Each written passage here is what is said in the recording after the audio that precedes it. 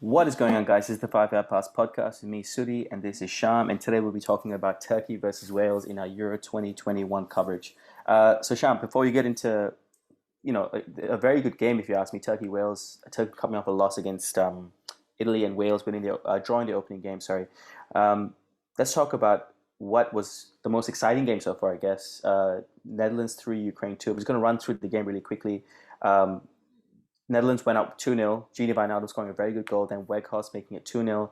Yaremchuk scoring in the space of 5 minutes in the 70th, making 2-2. And Denzel Dumfries, who you dub as your daddy, scored in the 85th minute to win the game. Absolutely. He's a big boy. He's a big boy. I didn't realize that. I've never really seen him before. He's quality. And just to add to that, Nathan Ake having a great game, getting the assist for the last goal. If he came on as a sub. Netherlands is a strong team, but we did predict this. We did say they'd have a lot of trouble, and they did, man. Against a side they should have beaten comfortably on paper. It's interesting because they did boss the game probably until they got the second goal. They had a lot of the ball. They played really well. The goal was kind of, you saw it coming a million miles away because like they could have been 2-0 up at half time, but it was 0-0. Ukraine really lacked inspiration, but that goal from Yarmolenko. Yeah. Absolute beauty, wasn't it? What a goal. I think it's his wrong foot as well, but he's just hit really? that. I think he's right-footed, but either way, that's perfect top corner type strike. And you could see it was one of those classic games. Like if you watch a Premier League game and it's 2-2 and 2-0 and one team's cruising and then one team gets that moment of inspiration and then all of a sudden they just get up and then they get that second goal. The Netherlands were good enough to finish it off and get the win. With Dumfries, I think it was just sheer. There was a bossiness to his movement and aggression, but he just went for it and he went for the ball and he won that game for the team. That's a big win for them because they've been under a lot of pressure coming into this tournament. There was a joke about the airplane banner over the training before the game. So no, I didn't see that. Frank de Boer plays 3-5-2. And Holland doesn't like it. They want 4-3-3. They want to go back to the Ajax days of 4-3-3. So someone had put like on a banner. It's in Dutch, but it's like play 4-3-3. Play 4-3-3. Frank, please play 4-3-3, like on a plane above the training. And even Wijnaldum's come out in the press, and he's the captain. He's come out in the press and said, "Yeah, I prefer playing 4-3-3." So there's pressure on them for that reason. Funnily enough, the winning goal comes from deep. With the thing about 3-5-2 is you keep a defensive shape and it allows players to be released from deep positions. That's whether it's wing backs or the extra centre back or the extra midfielder. So Ake, who I don't know exactly where he was playing, but from where, given he's left-footed, I'm guessing he was playing left-sided centre back, and he was able to get up and join the attack and get that cross in. So that's the thing about 3-5-2 that allows you to release players from deep positions. As opposed to 4-3-3, which can be a bit more structured in terms of the way it can be very flexible in terms of the movement of the front three, but behind that it can be quite structured. So that's the benefit of that formation coming out. So good on Frank for backing himself in, but to be honest, I have a feeling he's going to hold them back a bit. I just feel that like they did such a good job on the Coburn, which got him the Barker job, and then they've gone backwards under the ball. So they could do anything. They've got good players. I rate Wijnaldum. The Liggett's there. Ake played really well. Their striker, I think it's the guy that's got the Weghorst look pretty good as well. So I don't see them winning it, but I do see them getting to sort of a quarterfinal type stage. Yeah. See, the danger with I watched most of the extended highlights, but the danger with the Dutch team right now is you don't want to be a team of moments. You want to be a team that matches the other team's energy. Even if I saw after Ukraine score, you're right, the energy just went up for them.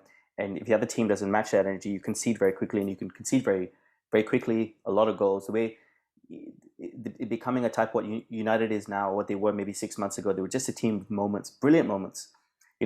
Going being Ukraine is nice, but you've got Austria and you have North Macedonia to play. North Macedonia, especially if they have a chance of kicking Netherlands out, at the expense of themselves, maybe they're going to do it because you have a team that's never played in an international tournament. Austria could fully well do the number against Netherlands as well. So they look good, Austria. They did. They beat Macedonia 3, but I think it David Alaba slightly, but they played well. David Alaba plays like a roaming centre back because he's so fit, and if he plays centre back, and he kind of runs the whole game. It's quite impressive. So look, it's a great opener for Netherlands. Not doesn't really indicate anything. Overall, Wijnaldum playing really well, but they missed Van Dijk, man. Scoring Van Dijk would never let 2 goals go in like that. I think we both know that. A fully fit Van Dijk. Particularly that second from the set piece was pretty weak. Yeah. All right, let's move on now to your favorite outfit. Before that puts Netherlands in second place, just a goal off Austria in Group C, with Ukraine and Macedonia trailing. So let's go to the Turkey-Wales. So this is Group A. Obviously, Turkey having a loss against Italy and Wales drawing against Switzerland. With the nature of group stages, every game is a big game, and both teams wanting to win this one. But I think they're quite even in terms of talent. Why did you want to talk about this a lot, Sham? I know you like Turkey a lot. I want you to kind of talk about what you like about Turkey. Yeah, I mean, Turkey, they didn't play well against Italy. Italy fully deserved that win. They've probably gone up on my estimations a bit. I think you were writing them a bit before the game, like they will do quite well, Italy. I'm not entirely convinced they'll still make the semis. I think I'm still predicting quarters at this stage. But for Italy, if they keep going, I mean, the thing about Italy, and I know I was supposed to be talking about Turkey, but the thing about Italy is that they have been smashing a lot of their preconceptions about them. And one perception about Italy teams is that they start tournaments slowly. They when they won the '82 World Cup, they drew all their group stage games and they snuck into the second round and just lit up and then beat Brazil with Rossi going on fire. But they come out and dominated and played really well. So good on them. But this is Turkey's moment. Like if they have to do well. That not only did they lose, they lost quite badly. And Wales and Switzerland have drawn, so they're last in the group. They pretty much. I see them. They've got to get that balance right between trying to play the compact style that they'll play, and given that Wales's best players are Bale, Ramsey, James, those attacking midfield types, they will want to keep their shape, but at the same time, they have to go look to win. So I think the game might be a situation where it's drawn with half an hour left, and you might start seeing Turkey take chances and take risks. So this could be a game that lights up all of a sudden. I'm very intrigued by the prospects of this game. Wales are a tournament side. They do well in the tournaments. I think that there's this prestige that they hold to themselves. I know in rugby, for example, Wales should always lose to Australia in rugby because they just don't have the population. But somehow every game seems to come down to the last 5 minutes. Like Wales they never give up. They always perform well and above what's expected of them. And I think that's going to carry them well in this tournament. They were outplayed by Switzerland. Switzerland should have won that game, but they nicked a goal. So they'll think it's 1 point gained rather than 2 lost. Yeah. So it's going to be a team that's got ball players in Turkey in Wales coming at Turkey. And Turkey's going to try and do the old, what I call the Leicester City tactic, that sort of rope-a-dope, hit them on the counter, try and expose them at the back type of thing. Well, for me, I'll talk a bit more about Wales, but Wales having obviously James, Ramsey, Bale, more up front, Joe Allen, the Welsh Xavi. It's a very good half, upper half structure. The lower half structure, not the best. Although I do rate Rodon, I think he's very good. I just don't think they have enough personality at the back to perform or to do a rope-a-dope the way maybe Turkey would do. They played okay in their last game, Wales, but it's an interesting one, man. Interesting one. They do have a firecracker in Harry Wilson, the Liverpool player who's on loan at Blackburn, I believe, on the bench. He has a wicked left foot, very much like a. I don't like. He's a wild sword, is he, or in the more? No, he reminds me. Strange to say, and forgive me, but he reminds me a lot of a Dennis Bergkamp or like a Foden. Just very, very intelligent with the way he pushed. Liverpool's so good at the minute, having a player that good on loan. He's not going to want to move anywhere else permanently. He wants to come back to Liverpool, so he's just kind of stuck in his career at the minute. And he's playing for his life in this tournament, man. For me, he'd be pushing and saying, Salah might leave, Mane might leave. This is my tournament. This could be my time. I like Wales in this tournament, and like you said before, but the other point I wanted to make was, since this Ramsey Bale era of Wales teams, you have to remember, man, Giggs, as good as he was, never took Wales to a tournament.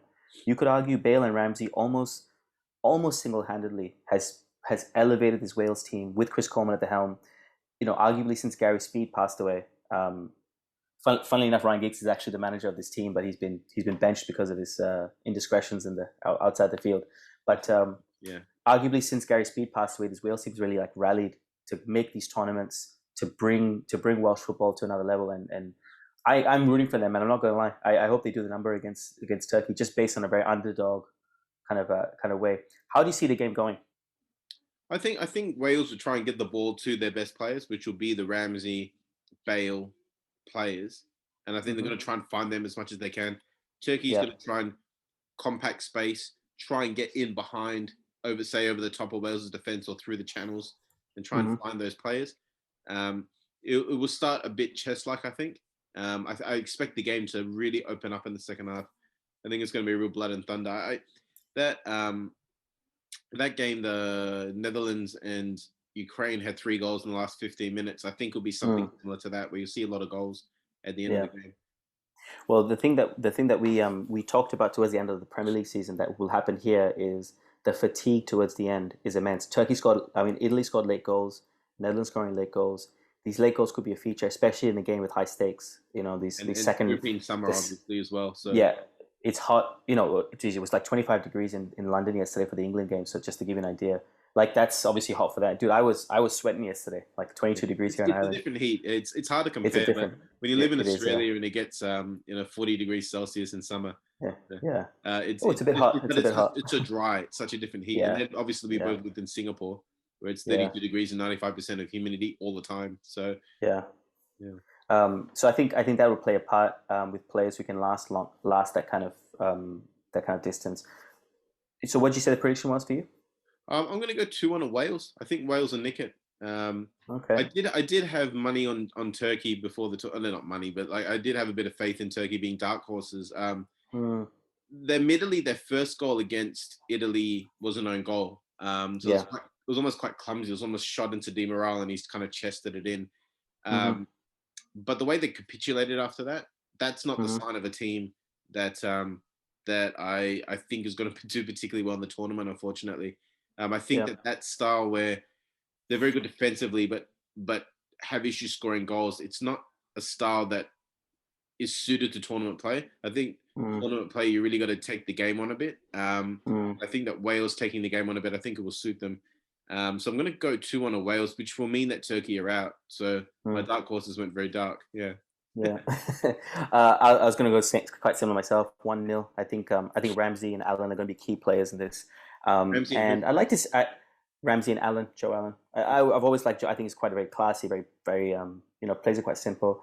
And I like to see James do well. Just as from United point of view, him coming back with a bit of confidence won't do United any harm. So I'll go for those key players. So yeah, perfect. I'm gonna go 2-0. I think. Wales is not favourite, so a bit of an upset on the cards. Yeah. Any closing thoughts, Sean? My only thought was just around the England game. Mm, I thought Foden played really well. I'm surprised that Southgate took him out. I didn't like the way Southgate made his attacking subs. He put mm-hmm. Rashford on the right, then Rashford got put in the center, and I forget who it was. I think they brought someone on late for Mason Mount as well. Jude Bellingham. Yeah, Jude Bellingham. I think they changed the formation up at that point as well. Very good, yeah. Yeah, I didn't quite like the attacking subs. I think defensively he did well, and Bellingham looks really good. You wouldn't tell he's 17 years old, Jeez. Yeah. And also with the England game, the amount of times did you see them almost like giving each other high fives the whole game?